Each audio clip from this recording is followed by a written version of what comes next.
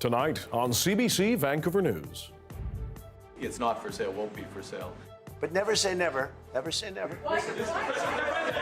The Prime Minister and the President talk tariffs, trade, and Canadian sovereignty in their first meeting at the White House. BC leaders are watching closely.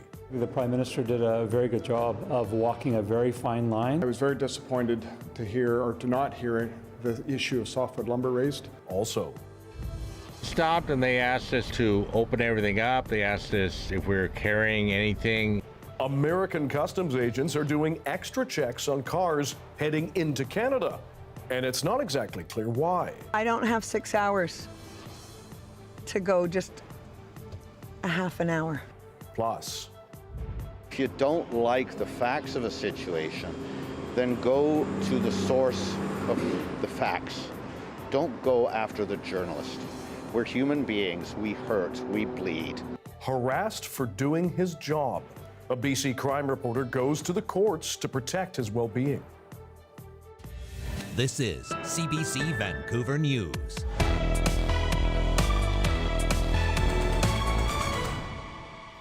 Hello, I'm Dan Burritt. Thanks for joining us. High-stakes talks between Prime Minister Mark Carney and U.S. President Donald Trump have wrapped up in Washington, D.C. The two leaders kept the public meeting friendly, but Carney insists Canada will never be for sale. And Trump says there was nothing the newly elected Prime Minister could say to convince him to drop tariffs. Rafi Boudjikanian has more. It's a great honor to have Prime Minister Mark Carney.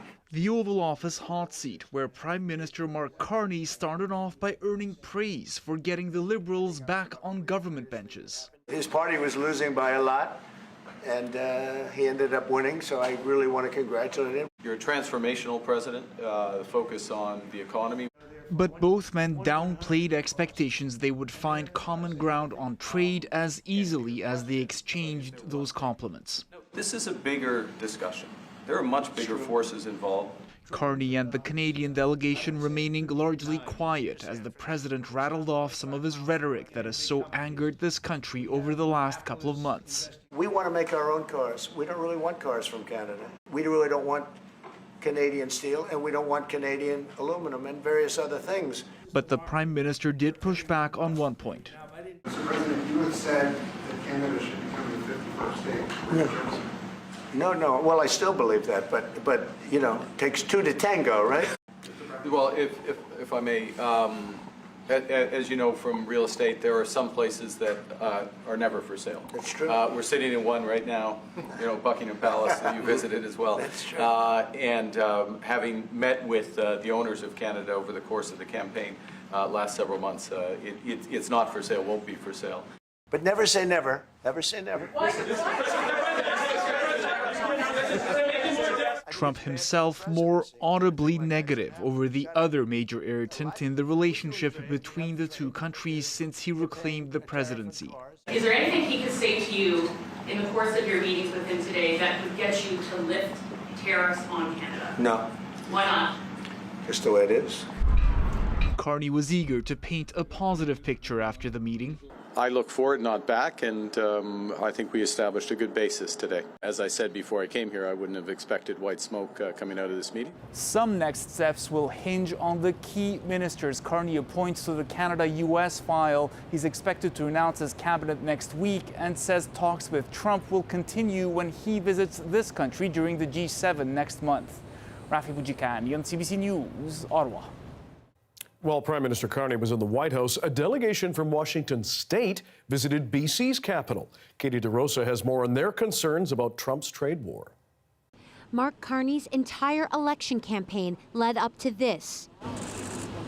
Canada's newly elected Prime Minister meeting with the U.S. President, who has upended our friendly relationship with punishing tariffs and talk of annexation.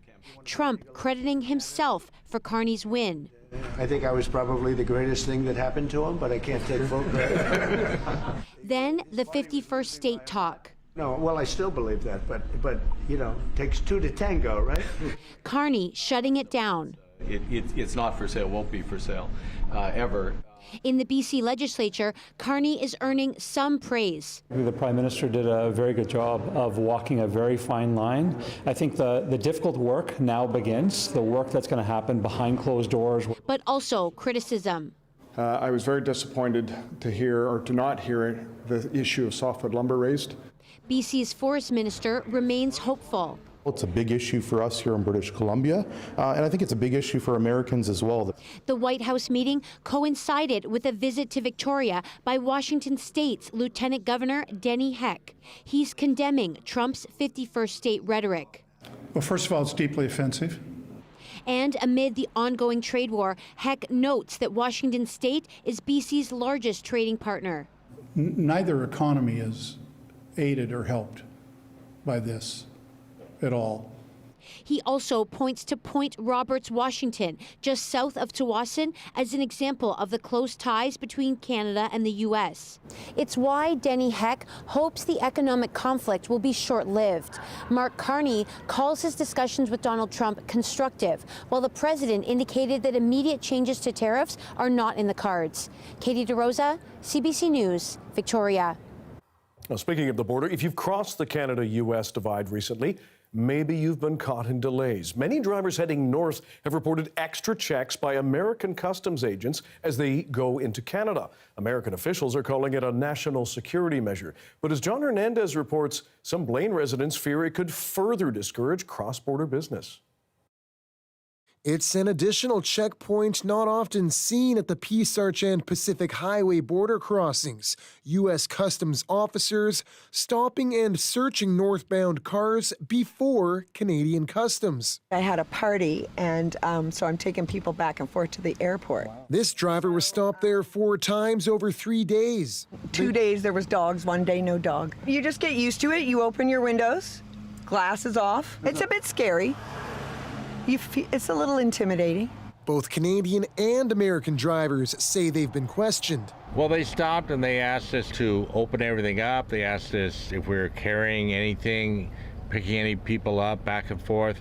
The impression we got is they're looking for smuggling something, coming to Canada to smuggle back in. U.S. Customs and Border Patrol hasn't said why the additional checkpoint is in place, instead calling it a routine inspection in the name of national security. People were telling me it was taking up to 2 hours to go through. This immigration lawyer says checkpoints are typically put in place during crises like an Amber Alert or criminal on the run.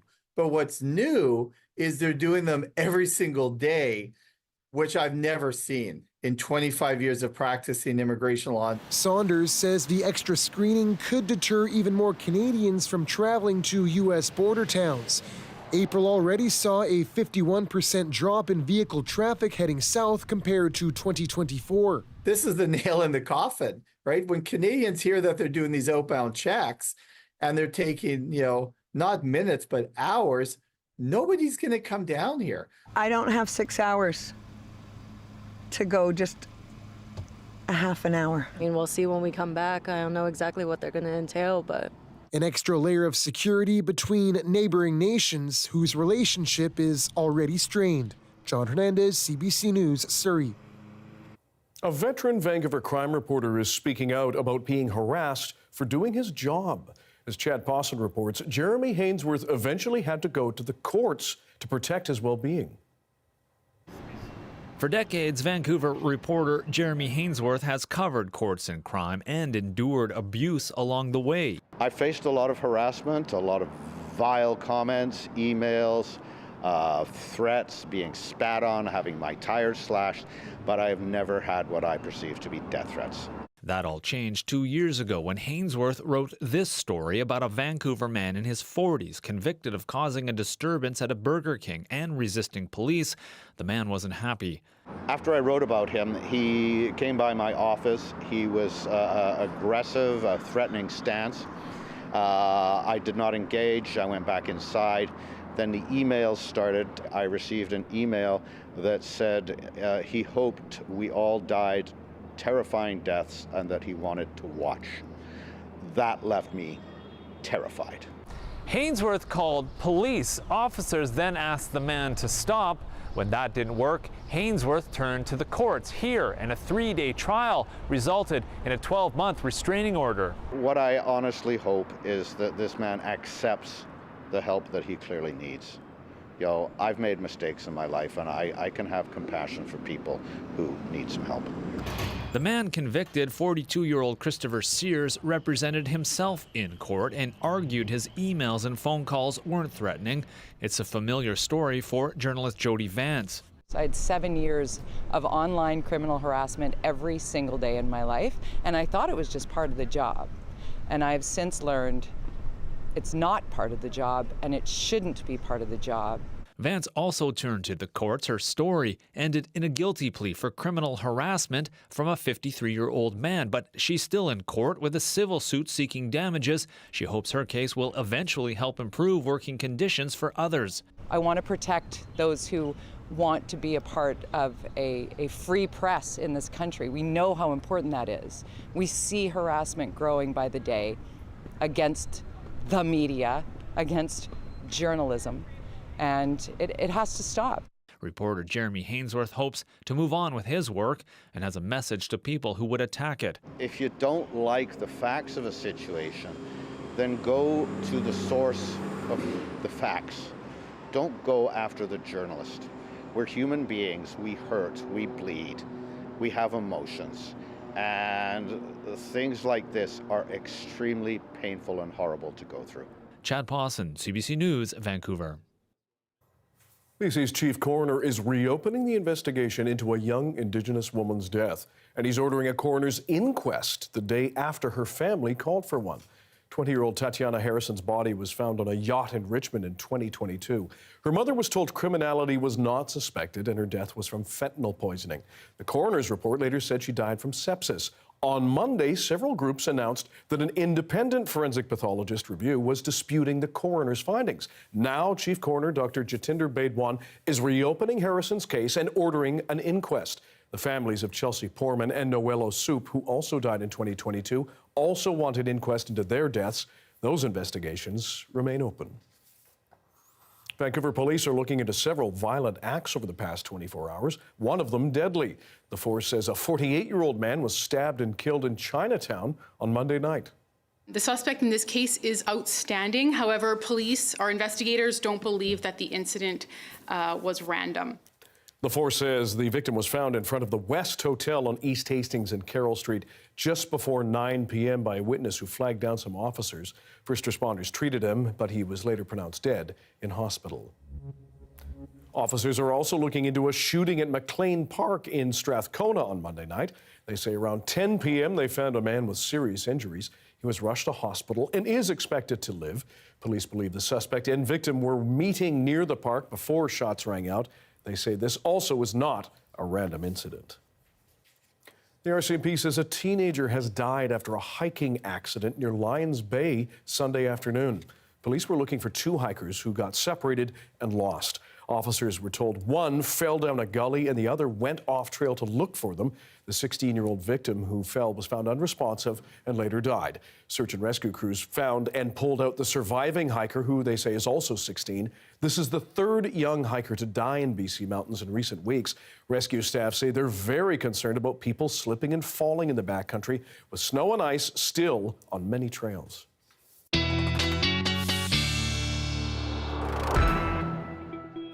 Darius Madavi is here with our look at the weather. Few more clouds now, but nice start to the day at least. Yes, for sure. We saw lots of blue skies this morning. Some more cloud has built in this evening pretty much across the south coast, although maybe starting to lighten up in some parts on the more northern western more northern parts of the island where they already got quite a bit of rain already, mostly light rain, but pretty consistent.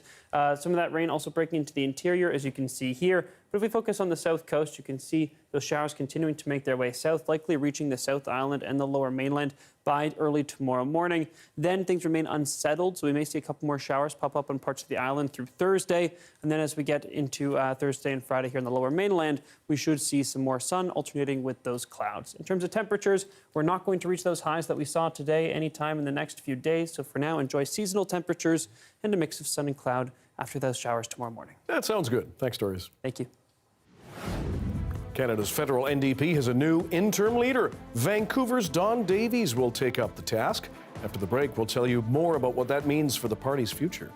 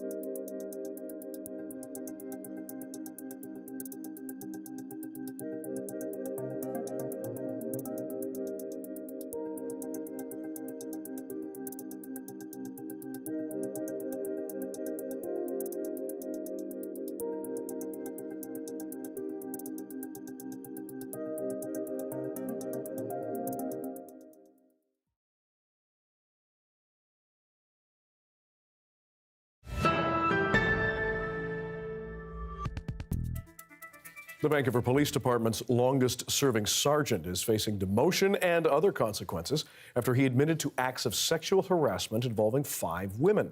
The CBC's Jason Proctor has been following this story. We spoke with him earlier about how the officer will be punished.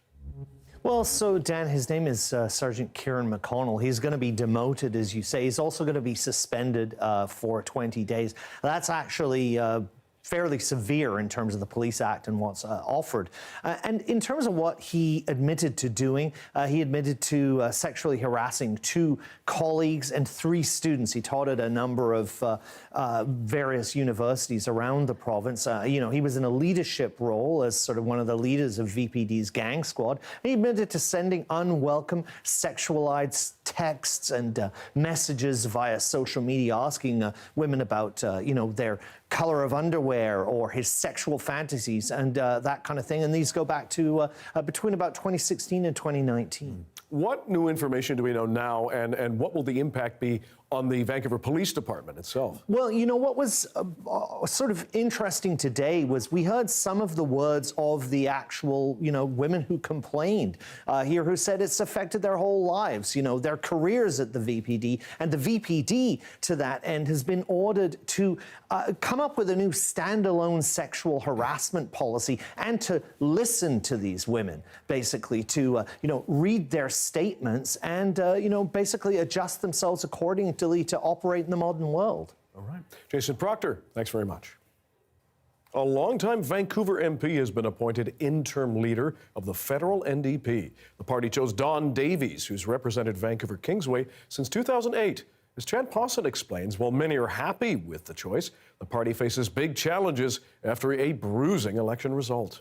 Hands off Canada to respect us as a sovereign, independent, free country. Just over a week ago, MP Don Davies campaigning in his Vancouver Kingsway riding. He eked out a narrow win, one of 3 in normally NDP-friendly BC and one of 7 total seats for the party nationwide.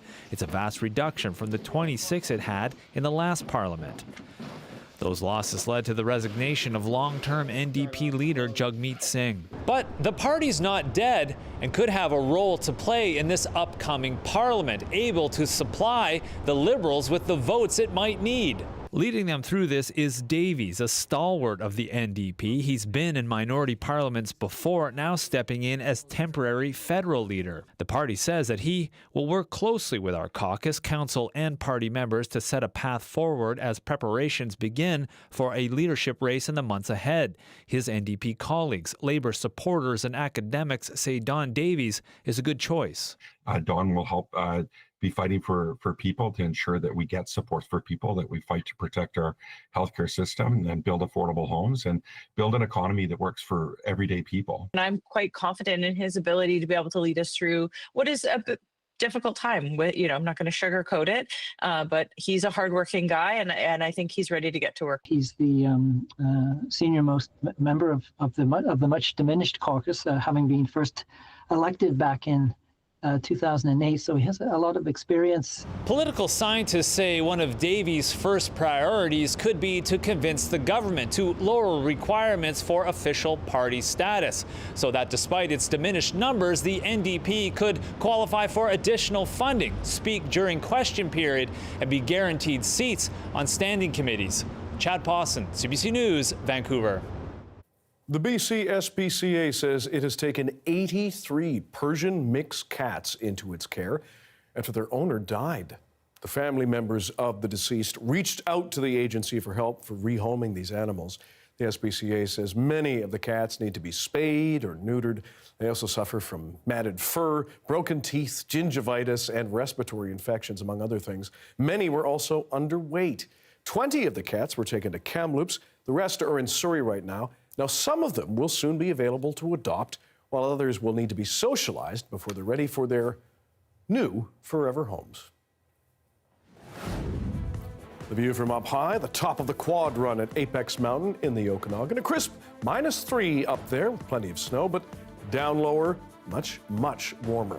How warm? Darius will have your BC-wide weather forecast coming up.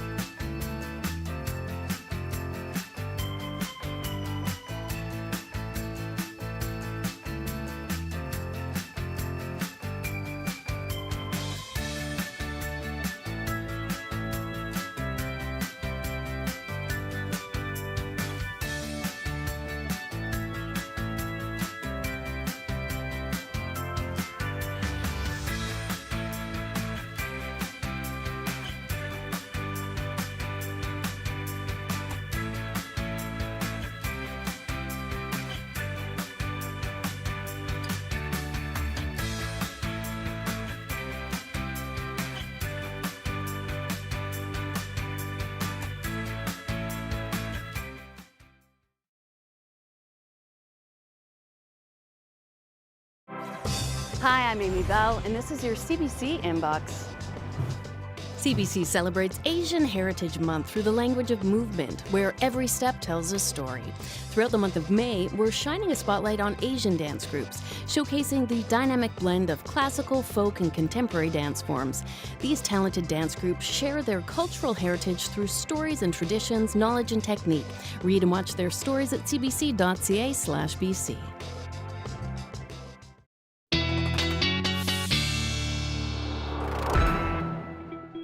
Darius Madavi is back with our BC-wide forecast as we turn a bit cooler. That's right. Cold front sweeping through the province means that temperatures are dropping pretty much everywhere. For some places, that'll be a brief drop. For other places, linger a little bit longer, bringing us on the coast here down to seasonal for a little while, especially in the lower mainland. So let's see, you can see that precipitation continuing to sweep down. We've already seen it in many parts of the south coast. For the most part, our showers here in the lower mainland are going to come early tomorrow morning, maybe lingering throughout the morning. And there is a slight chance that they will return in the afternoon or evening, along with the possibility of a thunderstorm, both here and up in the Squamish area. We may see that. That's a possibility. I will say highest chance, though, early in the morning. And then what comes after is at this point very much up in the air. So just be aware of that for your plans tomorrow. Besides that, the showers will also break into the interior at times, but I'd say mostly the central interior, northeast, southern interior, mostly missed by that tomorrow. Some may pop up later in the week. In the southeast, similar situation, maybe some showers popping up later in the week, but for the most part, pretty dry and lots of sunshine down in those areas over the next couple days. However, they don't escape the dropping temperatures that are coming with that cold front, which you can see here. Temperatures dropping here in the lower mainland tomorrow, and then for the interior, dropping as we get into Thursday, and then they will start to recover in the interior on Friday, although they may see another drop this weekend. So we'll talk more about that tomorrow, a bit far out right now. Our conditions across the province tomorrow, lots of areas seeing, again, that little bit of showery activity before that sunshine comes out later in the afternoon. Something else to be aware of. If we zoom into Vancouver, you can see we have seen some pretty nice temperatures today. As we get into tonight, temperatures come down. And as we get into tomorrow, again, our highs don't reach nearly as high as they were today. Something to be aware of. And here's our 5-day forecast. Dan, again, lots of sunshine still present, but also some of that nice showers for the flowers. And yeah, tomorrow, just be aware. Things a bit unsettled. We are on notice. Thank you, Darius. Thank you. And thank you for being with us on CBC Vancouver News. You can watch this newscast on CBC Gem, our free app, on YouTube, and at cbc.ca/BC. If you're watching on CBC television, stay with us. Stanley Cup playoff hockey is up next. Game 1 of the Edmonton Oilers versus the Las Vegas Golden Knights. Enjoy.